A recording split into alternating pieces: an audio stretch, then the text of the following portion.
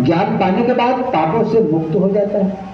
अभी हमारे आपके पाप, जब तक हम ज्ञानी नहीं हो जाएंगे, पार ब्रह्म परमेश्वर को भरपूर जान नहीं जाएंगे, हमारे कर्म नहीं सुधर जाएंगे, हम पाप से मुक्ति कभी पा नहीं सकते।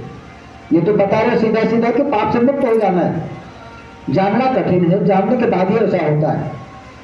तो शास्त्र जी कहते हैं कि मुझको देखने की शक्ति बगैर ज्ञानवान गुरु व साधु संगत के जरिए प्राप्त होती है। जानने की शक्ति कैसे प्राप्त होती है?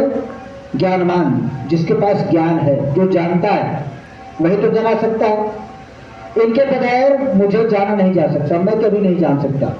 इसीलिए संतों की शरण में जाना बहुत ही जरूरी होता है। इस ज्ञान को जान ले। शास्त्रों की तमाम कर्म में हम फंसे रहते हैं, पर ब्रह्म ज्ञान एक अच्छी लाइन है जिसको जानने से हमारे जीवन में उजाला हो जाता है, प्रकाशित हो जाते हैं। हमारे सारे अंधेरे, अंधविश्वास सब सारे के सारे खत्म हो जाते हैं। तो शास्त्र जी और कहते हैं कि गुरु के बगैर मेरा स्वरूप किसी भी अभिलाषी को प्राप्त नहीं हो सकता। गुरु जो अंधकार से भी प्रकाश में ला दे, वो गुरु। गुरु का मतलब है अंधकार, गुरु का मतलब है प्रकाश। हमें अंधकार से जब प्रकाश में ला दे, हमें प्रकाशमय बना दे, वो गुरु। और गुरु के बगैर हमें ज्ञान हो ही नहीं सकता। तो शास्त्र जी कहते हैं कि ऐसे गुरु के चरण में हम सर्वस्व न्यौछावर कर देते हैं कि बलिहारी गुरु अपने देहु हरि सदबार, जिन मानुष से देवते किए करत लागी बार। क्या कर दिया हमें? मनुष्य से देवता बना दिया। अब देवता का मतलब है हमें दूसरे की सेवा करने योग्य हो गए। हमें जानकारी हो गई कि राम भरपूर सब में समाया है, तब हमें सेवारत शब्दों में बना दिया कि जैसे चंदा गए सूरज चढ़े हजार, होशो चांद होंदया गुरु बिन घोर अंधकार। शास्त्र जी तमाम सूरज चंद्रमा चाहे जितने प्रकाशित किए करें, पर गुरु का ज्ञान ऐसा है कि जो हमें सदैव प्रकाशित कर दिया है। भाई सूर्य उगता है, फिर अस्त हो जाता है, तो अंधेरा छा जाता है। वही हाल चंद्रमा का भी है। ये लाखों करोड़ों संख्या में चाहे जितने उगे, पर इनकी रोशनी आएगी, फिर अंधकार आएगा, रोशनी आएगी, अंधकार आएगा। पर गुरु का ज्ञान ऐसा है कि जब हमने पा लिया तो हमारा सारा जीवन प्रकाशमय हो गया। यह ऐसा ज्ञान है। तो कहते हैं कि गुरु बिन घोर अंधार, गुरु बिन समझ न आवे, गुरु बिन सुरत न सिद्ध, गुरु बिन मुक्त न पावे। अब शास्त्र जी समझ में आ गया कि बिना गुरु के हमारे जीवन में अंधकार ही अंधकार था। क्यों? कि परमात्मा तो हमारे पास में ही था, पर हमें सुझाई नहीं पड़ता था। और किसी घर के जरिए सुना गया है कि वह पास पास है नहीं है ऐसा जिंद। ये कैसा जिंद है? हमारे पास में कभी बताया नहीं कि मैं तेरे पास में हूं। तो शास्त्र जी तुलसीदास जी ने कहा कि तुमसे इस संसार को भया मोतिया बंद। तुलसीदास जी ने कहा, अरे भैया सारे जहां को मोतिया बिंद क्यों हो गया है? गुरु की शरण में जाओ और इसका ऑपरेशन हो जाएगा, फिर ये समझ में आ जाएगी परमात्मा है कहां। शास्त्री जी तो कहते हैं कि गुरु बिन सूरत न सिद्ध, गुरु बिना अपने सूरत की सोच नहीं हो सकती। भले ही राम हमारे पास में है, हमारे अंग संग में है, रोम रोम में रमा है। कहते हैं कि गुरु बिन सूरत न सिद्ध, गुरु बिन मुक्त न पावे। शास्त्र जी बिना गुरु के मुक्ति देने वाला कोई नहीं है। तो इसमें कहते कि गुरु करे सच्चे विचार, पहले समझ लो कि गुरु है कौन। महापुरुषों ने कहा है कि कर्ण फुकवा गुरु हट का, जो कान में फूंक देते भैया राम राम कहो कल्याण हो जाएगा, लेकिन वो हट का है। और ये बेहद ये परमात्मा है, जो राम है, निराकार है, इसका कोई हद नहीं है। कहते कि कर्ण फुकवा गुरु हद का, बेहद का गुरु और बेहद का गुरु जब मिले तो लगे ठिकाने ठौर। आपको असली ठिकाने पर पहुंचाने वाला कौन है? ये बेहद का गुरु, सतगुरु। ये बता देगा कि भाई आपका असली ठिकाना क्या है। शास्त्र जी तो कहते हैं कि गुरु कर सच विचार। पहले समझो कि गुरु हमें मिलना कैसे है, कैसे गुरु को करें। गुरु कर सच विचार, गुरु कर मन मेरे, गुरु कर शब्द सुपन धन कटे सब तेरे। तेरे सारे पाप कर जाएंगे अगर गुरु मिल गया तो जीवन में आपके। और इसलिए सबके जीवन में गुरु होना बहुत ही जरूरी है। गुरु नैन बैल गुरु गुरु करो। शास्त्री जी आंखों से देखा जा सकता है, वाणी से बोला जा सकता है और कानों से सुना जा सकता है, ऐसा गुरु है। गुरु नैन बैल गुरु गुरु करो। गुरु सत्य का नन कहे, जो गुरु ना देखे ना कियो ते अकयथ संसार में। उसका जीवन फिर जो का तो रह गया जो गुरु ने कभी देखा न किया।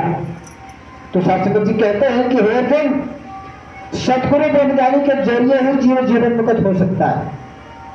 किसके जरिए? सतगुरु के जरिए। सतगुरु कौन है? जो तत्व देखता है, जो सत्य को जानता है और सत्य से आपको मिला देता है, वो सतगुरु। कहते हैं कि सतगुरु बन जाने के जैसे ही जीव जीवन मुक्त हो सकता है। और सतगुरु से क्या होता है?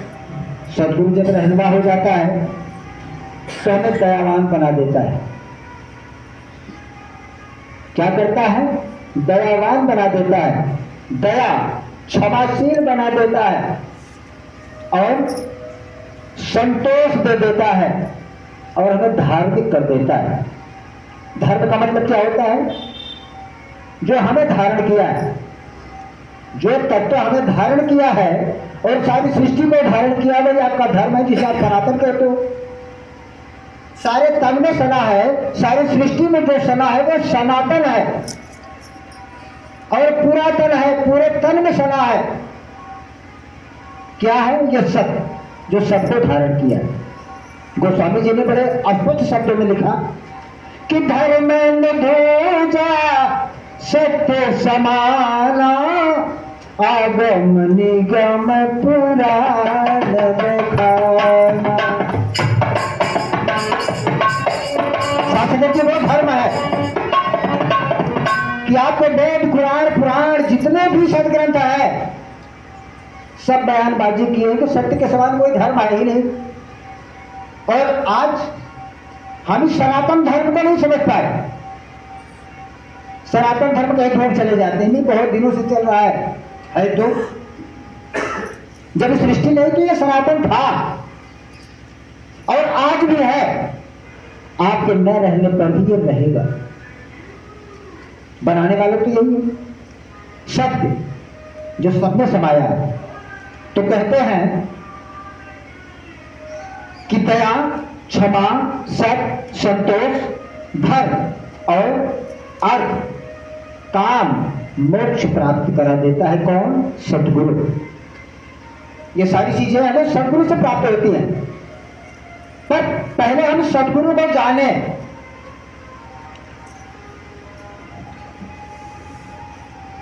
भाई इनके शरण में आए और हमारा अहम अभी नहीं गया कि जो मैं करता हूं वही होता है, जो मैं नहीं करता वही होता है। शास्त्र जो हमारे अंदर अभी जो नोच घसोट चल रहा है, जब तक हम संत की शरण, सदगुरु की शरण में नहीं गए तब तक हमारा चलेगा। शरण का मतलब है हम अपने आप को उनके चरणों में बलिहार गए कि बलिहारी गुरु आपने दो हानि से बार जो मनुष्य देवता की करत न लागी बात। इसको समय नहीं लगा आपको मनुष्य देवता बनाने में, पर हमने अभी बनने की कोशिश नहीं की। तो शास्त्र जी कहते हैं कि हे अर्जुन, ऐसे तमाम ऋषि महर्षि जैसे कश्यप, भारद्वाज, यमदग्नि, विश्वामित्र, तमाम ऐसे ऋषि महर्षि हुए हैं ये सब मेरे के मेरे धर्मात्मा, मेरे मानस पुत्र हैं, जिसने मुझको जाना, इस ब्रह्म को जाना और जानकर किसी में लीन हो गए, तो कहते हैं कि इनमें जो रचना यानी परोपकार का उमा है, वो हमारे सदगुरु और साधु संगत के जरिए प्राप्त होता है। इसीलिए साधु संगत करना बहुत जरूरी है। कहते तो महीने में एक बार चलेंगे सारा काम हो जाएगा, करने वाला तो सदगुरु है। अरे जब करने वाला सदगुरु है तो महीने में एक बार क्यों संगत करते हो? हमें हर पल सत्संग करना चाहिए, हर क्षण संगत करनी चाहिए, क्योंकि संतों के सानिध्य में जाने से हमें सब कुछ प्राप्त हो सकता है। और ऐसा कोई कार्य असंभव नहीं है जो हमें संत की शरण में न हो। सारे के सारे कार्य सुधर जाते हैं, पर हमें विश्वास होना चाहिए संतों के प्रति। महापुरुषों ने कहा भी है कि जो विश्वास लेकर निकट आ गया, हरि की वो गोदी को झट पा गया। नव तत्व बंधन हुए सब खलास, जो नौ तत्व के बंधन थे आपके खलास हो गए और टपकने लगी हर तरफ से मिठास।